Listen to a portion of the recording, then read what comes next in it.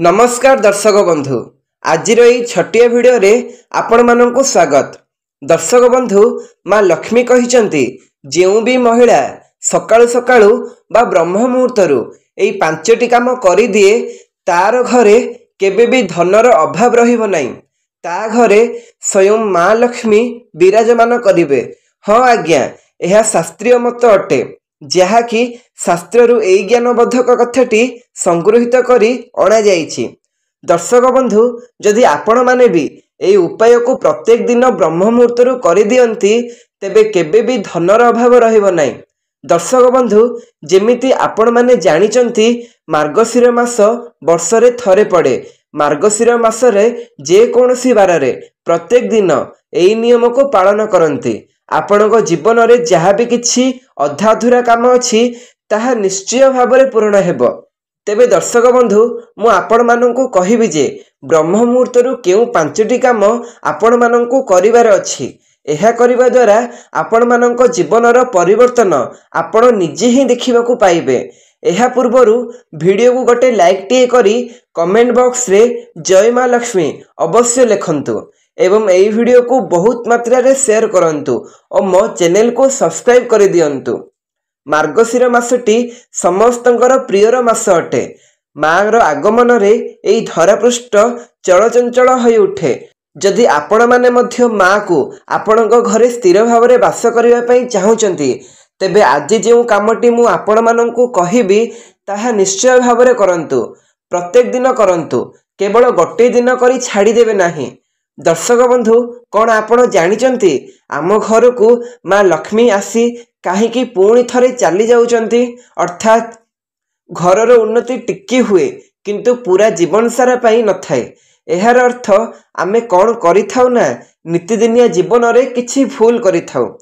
जदि माँ लक्ष्मी को निज घरे स्थायी भाव में बास बनइबाकू चाहुचंती किछि नियम आपण मानकू मानिबाकू ही पड़िबो। गोटे दिन पाई नुहे, पूरा जीवन सारा पाई मानिबा पाई पड़िबो। आपण कले आपणक परवर्ती पीढ़ी मध्य करिवो।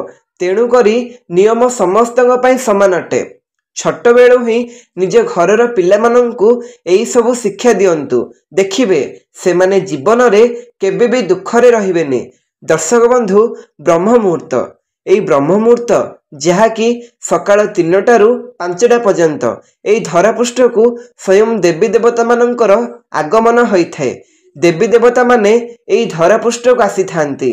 दर्शक बंधु आपण माने विश्वास करिवेनी कि ब्रह्म मुहूर्तर एते शक्ति अछि। सकाळू कबाट खोलिबार भी गोटे नियम अछि। आपण माने रात्रि समय रे निजर कबाट एवं झरका देई करी सोउथिबे। जेतेबेले सकाळ हेबो कबाट खोलिबार गोटे समय अछि। हुए तो एई कथा आपण माने आगुरु जानि नथिबे।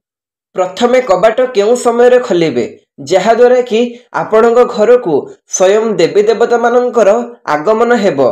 भोर 3टारू 5टा भितरे आपणक घरर कबाट को खोलिबार अछि। जदि 5टारे भी न उठी पारुचंती 6टा भितरे हेउ पछे, किंतु 5टा भितरे कले यह शीघ्र अनुभव हुए। एई समय रे आपणक मुख्य द्वार को खोलिबे। खोली सारिबा परे आपण झाड़ू करिवा पई जिबे। दर्शक बंधु गोटे नियम कहूची, बहुत ध्यान सहकारे सुनंतु। प्रथमे सकाळ 3टारू 5टा मध्यरे निजर घरर मुख्य द्वार को खोलंतु। जेते जण भी एई भिडियोटी को देखुचंती जदि निज घरर उन्नति चाहुचंती थरुटी एई उपाय को सबुदिन करंतु।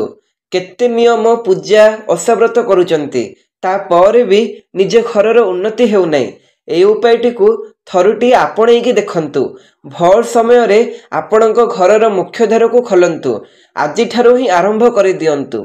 दर्शक बंधु जदि आपण अलस्यामी करिवे तेबे आपणक घरर उन्नति किपरि हेबो। माँ लक्ष्मी आपणक घर को आसुथिबे पुणी चली जाउथिबे। जदि घरे स्थायी लक्ष्मीर बास चाहुचंती ताहेले प्रत्येक दिन गोटे समय रे आपणक मुख्य द्वार को खोलंतु, जहाँकि ब्रह्म मुहूर्त रे आपणक एमिति करिवार अछि। द्वितीय रे प्रत्येक दिन सकाळ समय रे जेतेबेले मुख्य द्वार खोली देबे, मुख्य द्वार खोली सारिबा परे आपणकू कोन करिवार अछि ना मुख्य द्वार खोली सारिबा परे मुख्य द्वार आगकू पानी छिंचिबार अछि। आपण माने केबे भी घरर मुख्य द्वार को खोलिबा संगे संगे झाड़ू करिवे नाही। ता पूर्वरु पानी नहीं आग पानी को छिंचिबे एवं ता पर झाड़ू करिवे। ଭଲ ଭାବରେ ଘରର ଚତୁଃପାର୍ଶ୍ୱକୁ ଝାଡ଼ୁ କରିଦିଅନ୍ତୁ। ତା ସହିତ ଯଦି ଆପଣ ନିଜ ମୁଖ୍ୟ ଦ୍ୱାରକୁ ପ୍ରତ୍ୟେକ ଦିନ ପାଣିରେ ସଫା କରିବେ, ଯଦି ସମୟ ହେଉନାହିଁ କେବଳ ସକାଳୁ ପାଣି ପକାଇ ଦେଇ ଝାଡ଼ୁ କରିଦିଅନ୍ତୁ ଏବଂ ଯେତେବେଳେ କାମ ସରିଯିବ ଆପଣଙ୍କ ଘରର ମୁଖ୍ୟ ଦ୍ୱାରକୁ ପାଣି ପକାଇ ଧୋଇ ଦିଅନ୍ତୁ। ଏହି କାମ 8ଟା ପୂର୍ବରୁ କରିବାର ଅଛି। ପ୍ରତ୍ୟେକ ଦିନ ଆପଣ ଏମିତି କରିବେ। ଘରର ମୁଖ୍ୟ ଦ୍ୱାରକୁ ପ୍ରତ୍ୟେକ ଦିନ ପାଣି ପକାଇ ଧୋଇବାର ଅଛି।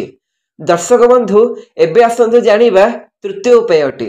ତୃତୀୟ ଉପାୟଟି ଏହା ଅଟେ ଯେ ଯେତେବେଳେ ଘରର ମୁଖ୍ୟ ଦ୍ୱାରକୁ ପାଣିରେ ସଫା କରିଦେଉଛନ୍ତି, ଆପଣମାନେ ଯେତେ ବି ଷ୍ଟିକରରେ ଝୋଟି ପକାନ୍ତୁ ନା କାହିଁକି, କେତେ ବି ଲକ୍ଷ୍ମୀ ପାଦପଦ୍ମ ଷ୍ଟିକର ଲଗାନ୍ତୁ ନା କାହିଁକି, ଯଦି ନିଜ ହାତରେ ରଙ୍ଗୋଲି ବନାଇବେ, କୁହାଯାଏ କି ଯେଉଁ ଘରର ମୁଖ୍ୟ ଦ୍ୱାର ସାମ୍ନାରେ ପ୍ରତ୍ୟେକ ଦିନ ରଙ୍ଗୋଲି ପକାଯାଏ ସେହି ଘରେ ସ୍ଥିର ଲକ୍ଷ୍ମୀର ବାସ ରହିଥାଏ।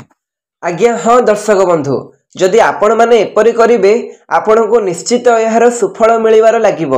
ଆପଣମାନେ କିଛି ଦିନ କରିବେ ଏବଂ ତାପରେ ବନ୍ଦ କରିଦେବେ, ଏପରି ହେବ ନାହିଁ। ଲଗାତାର କରନ୍ତୁ। ଯଦିଓ ଆପଣଙ୍କ ଦେହ ଅସୁସ୍ଥ ଅଛି କିମ୍ବା ଘର ପରିବାରରେ କିଛି ଅସୁବିଧା ଦେଖାଯାଉଛି, ସେଥିରେ କିଛି ନାହିଁ, କିନ୍ତୁ ଆପଣ ଚେଷ୍ଟା କରନ୍ତୁ କି ଏହି ଉପାୟଟିକୁ ପ୍ରତ୍ୟେକ ଦିନ କରିବା ପାଇଁ। ତୃତୀୟ ନିୟମଟି ହେଲା ଆପଣଙ୍କୁ ଘରର ମୁଖ୍ୟ ଦ୍ୱାର ସାମ୍ନାରେ ପ୍ରତ୍ୟେକ ଦିନ ରଙ୍ଗୋଲି ପକାଇବାର ଅଛି। ଚତୁର୍ଥ ନିୟମଟି ହେଲା ଆପଣଙ୍କ ଘର ସାମ୍ନାରେ ତୁଳସୀ ଗଛ ତ ନିଶ୍ଚିତ ଭାବରେ ଥିବ। ମା ବୃନ୍ଦାବତୀଙ୍କୁ ପୂଜାର୍ଚ୍ଚନା କରନ୍ତୁ ଏବଂ ତାପରେ ବୃନ୍ଦାବତୀଙ୍କର ଚାରିପଟକୁ ଭଲ ଭାବରେ ସଫାସୁତୁରା କରନ୍ତୁ। ଯଦି ଆପଣ କଦଳୀ ଗଛ ପୂଜା କରୁଛନ୍ତି ବା ବେଲ ଗଛର ପୂଜା କରୁଛନ୍ତି ଏବଂ ଅସ୍ତ ଗଛର ପୂଜା କରୁଛନ୍ତି, ତାହେଲେ ଗାଧୋଇ ସାରିବା ପରେ ସେହି ସବୁ ଗଛର ଚାରିପଟକୁ ମଧ୍ୟ ଭଲ ଭାବରେ ସଫା କରିବେ। ସେଠାରେ ଆପଣ ମୁରୁଜ ବି ପକାଇ ପାରନ୍ତି ବା ଗୋଟିଏ ପାଦପଦ୍ମ ମଧ୍ୟ ପକାଇ ପାରନ୍ତି। ଯଦିଓ ଆପଣମାନଙ୍କର ସମୟ ଅଭାବ ରହୁଛି, ଧ୍ୟାନ ରଖିବେ ରଙ୍ଗୋଲି ପକାଇବା ପୂର୍ବରୁ ସେହି ସ୍ଥାନକୁ ଭଲ ଭାବରେ ସଫା କରିବେ। ଦର୍ଶକ ବନ୍ଧୁ, ମୁଁ ଆପଣମାନଙ୍କୁ ଏଇଠି କେବଳ ଗୋଟେ କଥା କହିବାକୁ ଯାଉଛି। ଯଦି ଆପଣ ଚାହୁଁଛନ୍ତି କି ଆପଣଙ୍କ ଘରେ କେବେ ବି ଧନରେ କମି ହେବ ନାହିଁ, ତାହେଲେ ଆପଣଙ୍କୁ ଗୋଟିଏ କାମ କରିବାର ଅଛି। ଯେତେବେଳେ ଆପଣ ବୃନ୍ଦାବତୀକୁ ଜଳ ଅର୍ପଣ କରୁଛନ୍ତି, ସେହି ଜଳରେ ଟିକେ ମାତ୍ରାରେ ହଳଦୀ ପକାଇ ଦିଅନ୍ତୁ ଏବଂ ସେହି ଜଳକୁ ଅର୍ପଣ କରନ୍ତୁ।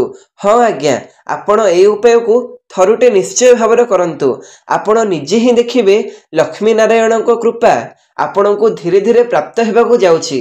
ହଁ ଦର୍ଶକ ବନ୍ଧୁ, ଏହି ନିୟମଟି ଆପଣଙ୍କୁ ନିଶ୍ଚିତ ଭାବରେ ଜୀବନକୁ ପରିବର୍ତ୍ତନ କରିଦେବ। ଏବେ ଆସନ୍ତୁ ଜାଣିବା ପଞ୍ଚମ ନିୟମ ବିଷୟରେ।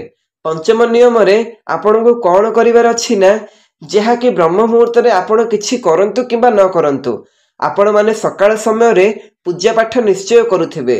ଆପଣ ସକାଳ 8ଟା ଭିତରେ ପୂଜା ପାଠ ସାରି ଦିଅନ୍ତୁ ଏବଂ ସକାଳୁ ସକାଳୁ ଆପଣଙ୍କ ଘରେ ଭଜନ ଲଗାନ୍ତୁ। ସନ୍ଧ୍ୟା ସମୟରେ ବି ନିଶ୍ଚୟ ଭଜନ ଲଗାନ୍ତୁ। ଏପରି କରିବା ଦ୍ୱାରା ଆପଣଙ୍କ ଘର ଭିତରର ସମସ୍ତ ନକାରାତ୍ମକ ଶକ୍ତି ଦୂର ହୋଇ ସକାରାତ୍ମକ ଊର୍ଜା ଆପଣଙ୍କ ଘରେ ପ୍ରବେଶ ହୋଇଥାଏ।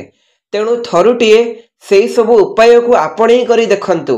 ଆପଣ ନିଜେ ହିଁ ଦେଖିବେ ଆପଣଙ୍କ ଜୀବନରେ କେତେ ମାତ୍ରାରେ ଉନ୍ନତି ହେଉଛି। ଯଦି ଆପଣଙ୍କ ସମସ୍ତ କାର୍ଯ୍ୟ ଅଧା ଅଧୁରା ହେଉଛି, ତାହେଲେ ଆପଣ ଏହି ସବୁ ଉପାୟକୁ ନିଶ୍ଚିତ ଭାବରେ କରନ୍ତୁ। ଯଦି ଏହି ସବୁ ଉପାୟ କରିସାରିବା ପରେ ବି ଯଦି ଆପଣଙ୍କ ଘରର ଉନ୍ନତି ହେଉନାହିଁ, ତେବେ ଆପଣଙ୍କୁ କ'ଣ କରିବାକୁ ହେବ? ଥରୁଟିଏ ଆପଣ ଘର ସାରା ବୁଲନ୍ତୁ। ଆପଣଙ୍କ ଘରେ ଝିଅ, ବୋହୂ କିମ୍ବା ମହିଳାମାନେ ଦୁଃଖରେ ଅଛନ୍ତି। ଯଦି ଘରର ମହିଳାମାନେ ଦୁଃଖରେ ଅଛନ୍ତି, ତାହେଲେ ଘରର ଲକ୍ଷ୍ମୀ କିପରି ସନ୍ତୁଷ୍ଟ ହେବେ? ତାହେଲେ ଭାବନ୍ତୁ, ସେହି ଘରର ଉନ୍ନତି କେବେ ବି ସମ୍ଭବ ନୁହେଁ। ଆପଣଙ୍କ ପାଖରେ ଯେତେ ବି ଧନ ସମ୍ପତ୍ତି ଥାଉ ନା କାହିଁକି, ଯେଉଁ ଘରେ ମହିଳାମାନଙ୍କୁ ହତାଦାର କରାଯାଏ, ସେମାନଙ୍କୁ କଷ୍ଟ ଦିଆଯାଏ ଏବଂ ସେମାନେ ଦୁଃଖୀ ରହିଥାନ୍ତି, ସେହି ଘରେ କେବେ ବି ଉନ୍ନତି ହୋଇପାରେ ନାହିଁ। ଏହାପରେ ଆପଣ ଏହି ସବୁ ନିୟମକୁ ନିଶ୍ଚୟ ଭାବରେ ପାଳନ କରନ୍ତୁ। ଥରୁଟିଏ ନିଜ ଘରର ଉନ୍ନତି ପାଇଁ ପ୍ରତ୍ୟେକ ଦିନ ଏହି ଉପାୟଟିକୁ ପାଳନ କରନ୍ତୁ। ଯଦି ଭିଡ଼ିଓଟି ଭଲ ଲାଗିଲା, ଲାଇକ୍ ଟିଏ କରନ୍ତୁ, କମେଣ୍ଟରେ ଜୟ ମା ଲକ୍ଷ୍ମୀ ଲେଖନ୍ତୁ ଏବଂ ବହୁତ ମାତ୍ରାରେ ସେୟାର କରନ୍ତୁ। ଯଦି ମୋ ଚ୍ୟାନେଲଟିକୁ ପ୍ରଥମ ଥର ଆସିଛନ୍ତି, ତାହେଲେ ସବସ୍କ୍ରାଇବ୍ ନିଶ୍ଚୟ କରନ୍ତୁ। ଜୟ ମା ଲକ୍ଷ୍ମୀ।